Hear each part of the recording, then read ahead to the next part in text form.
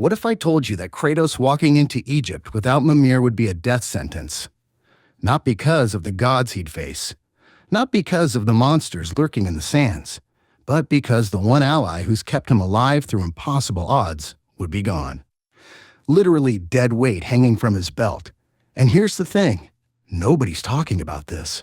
When we theorize about Kratos in Egypt, everyone focuses on Ra, Set, Anubis. But we're ignoring the most critical question. What happens to Mimir the moment they cross that border? So here's what we know. Mimir isn't alive, not really. He's a reanimated head brought back through Freya's Norse magic.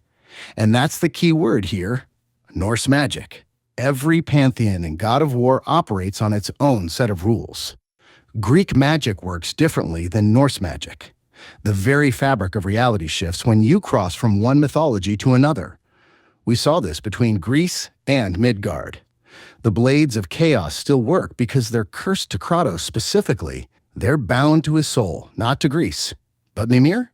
He's bound to Norse resurrection magic. Think about what happened when Kratos left Greece. The Greek world didn't just fade away, it ended. The pantheon collapsed. The magic system tied to those gods became obsolete in the new land. Kratos survived because he's a god himself. His divine essence is internal. But Mimir's existence is external. It relies on the active magic of the Norse world to sustain him. Freya didn't just revive Mimir. She tethered him to Yggdrasil's magic, to the well of knowledge, to the same mystical forces that flow through the 9 realms. Take him out of that system, and what's holding him together? Here's the terrifying thought. The moment Kratos steps into Egypt, Mimir might just stop. No dramatic death. No final words. Just silence. Because the magic keeping him conscious, keeping him Mimir, would cease to function outside its domain. And before you say, but he's just a head, how much magic does that take? Remember, this is a man who drank from the well of Mimir, who was advisor to Odin himself, whose knowledge spans centuries. His mind is still active, still processing, still remembering. That takes power. Constant power. Power that Egypt's magic system has no reason to provide. Now let's talk about why this matters. Why losing Mimir in Egypt would be catastrophic. Kratos is strong. We know this. He's killed gods across 2 pantheons. But here's what people forget. Kratos in Norse mythology succeeds because he's learned. He's not the rage-fueled monster from Greece anymore. He's tactical, patient, and a huge part of that evolution comes from Mimir. Mimir is Kratos' encyclopedia, his GPS, his cultural translator. Every time they enter new realm, Mimir explains what they're walking into. He knows the politics, the histories, the weaknesses of their enemies. Without Mimir in Helheim, Kratos wouldn't have known how to navigate the Bridge of the Dead. Without Mimir in Jotunheim, they wouldn't have understood the prophecy. Now imagine Egypt, a land where Kratos knows nothing. He doesn't speak the language of the gods there. He doesn't know which gods are allies, which are enemies, which are neutral. He doesn't understand the magic system. Egyptian magic is vastly different from Norse magic. It's based on Ma'at, cosmic balance, the power of true names, the duality of life and death. One wrong move, one mispronounced incantation, one broken taboo, and Kratos could trigger consequences he can't punch his way out of. And let's talk about the gods themselves. Ra isn't like Zeus. Set isn't like Ares. These are beings who operate on completely different logic. Ra sails through the underworld every night, battling Apophis to ensure the sun rises. He dies and is reborn daily. How do you kill something that's already built death into its cycle? Set is the god of chaos, but he's also a protector of Ra. He's not purely evil, he's necessary. Kratos can't just walk in and start swinging. He needs to understand the dynamics, the rules, the story he's stepping into. And Mimir is the only one who could give him that. But there's something even deeper. Mimir keeps Kratos human. He's the voice that reminds Kratos to think, to question, to consider consequences. Atreus had that role too, but as Atreus grows into Loki, he's becoming something else, someone with his own agenda, his own destiny. Mimir is the constant, the anchor. The one who's seen enough history to know that every god killing spree has consequences. Without Mimir, Kratos isn't just blind to the world around him, he's blind to himself. And that's when the Ghost of Sparta comes back. That's when the rage takes over. And in a place like Egypt, where cosmic balance is everything, an uncontrolled Kratos could literally break the universe. Let's get into the mechanics of why Norse magic wouldn't work in Egypt. In God of War, each pantheon has its own metaphysical rules. Greek gods drew power from worship and fear. Norse gods draw power from fate, from the world tree, from the wells of knowledge and fate. Egyptian gods? They draw power from Ma'at, the principle of truth, order, and cosmic balance. Ma'at isn't just a concept. It's a force. It's what keeps the sky from falling, what keeps the Duat, the Egyptian underworld, from collapsing into chaos. Every spell, every ritual, every act of magic in Egypt is tied to maintaining or restoring Ma'at. If you disrupt it, you're not just breaking a rule, you're unraveling reality. Now, here's where it gets interesting. Mimir's reanimation is tied to Vanir magic, specifically Freya's knowledge as a goddess of life, death, and cedar. Saeter is Norse magic that manipulates fate and the threads of life. It's powerful, but it's localized. It works within the 9 realms because those realms are connected by Yggdrasil. Egypt has no world tree. The Egyptian cosmos is structured completely differently. It's the journey of Ra through the sky and underworld. It's the weighing of hearts against the feather of Ma'at. It's the separation of the Duat from the living world by lakes of fire. There's no Yggdrasil route to tap into, no well of Mimir to draw from.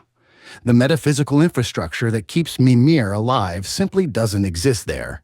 And here's the kicker. Egyptian magic doesn't recognize Norse magic. To an Egyptian spell, Mimir's reanimation might not even register as magic. It might register as Isfet, chaos, disorder, a violation of Ma'at, which means the very land itself could reject him. His existence could be an affront to the cosmic order, and in Egypt, that's not philosophical. That's lethal. We've seen hints of this in Ragnarok.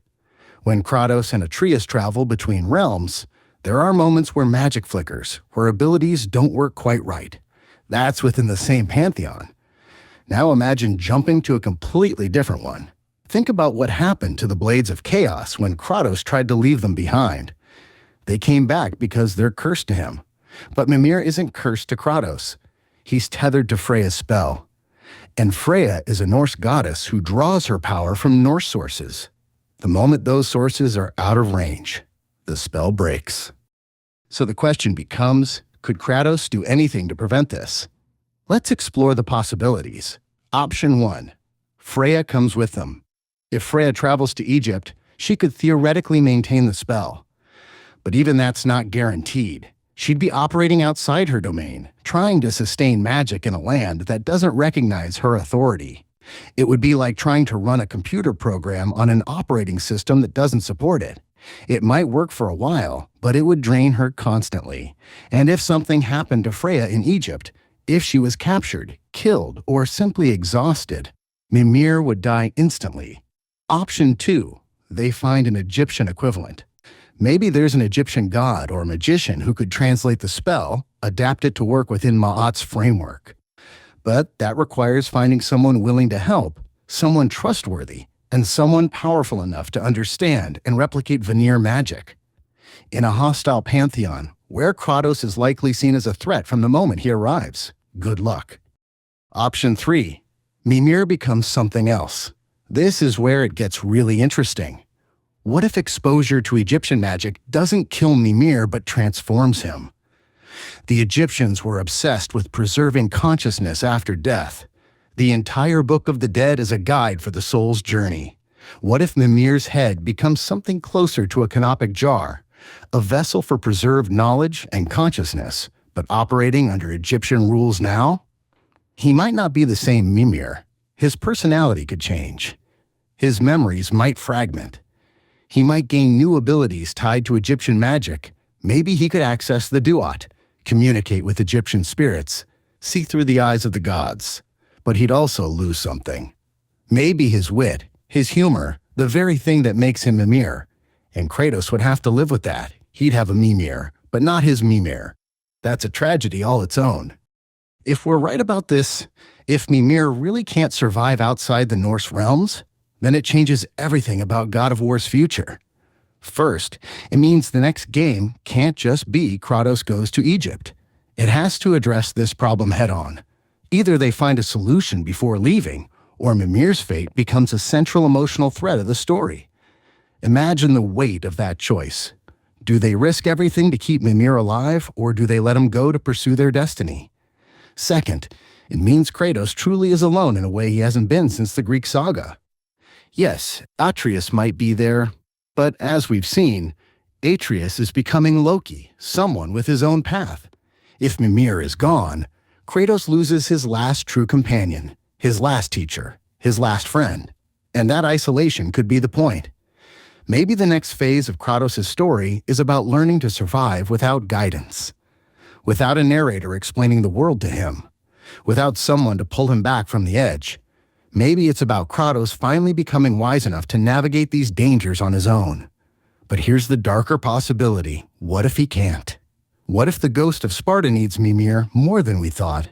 What if, without that voice of reason, Kratos falls back into old patterns? He starts seeing every god as an enemy. Every challenge is something to destroy. And in Egypt, where balance is everything, that could lead to something worse than Ragnarok. Imagine Kratos accidentally breaking Ma'at. The sun stops rising. The Duat collapses. Apophis, the serpent of chaos, breaks free. Not because Kratos is evil, but because he didn't understand what he was doing. Because he didn't have Mimir to warn him. That's the real horror here. It's not about whether Kratos is strong enough to survive Egypt. It's about whether he's wise enough. And without Mimir, the answer might be no. So here's what we know. Mimir is living on borrowed time, sustained by magic that only works in the 9 realms. The moment Kratos leaves, that magic dies, and with it, one of the most important characters in the entire franchise. Maybe Santa Monica has a plan. Maybe they'll find a brilliant way to keep Mimir around, to adapt him to the new world. Or maybe they'll do what they do best, break our hearts with a sacrifice that changes Kratos forever. Either way, this isn't just a theory. This is a fundamental problem that has to be addressed, and honestly, I can't wait to see how they handle it. If this video got you thinking, make sure you're subscribed to MythMode.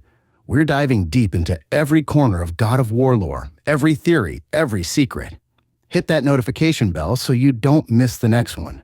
Drop your thoughts in the comments. Seriously, I read all of them. Until next time, keep questioning the myths. This is MythMode, and I'll see you in the next breakdown.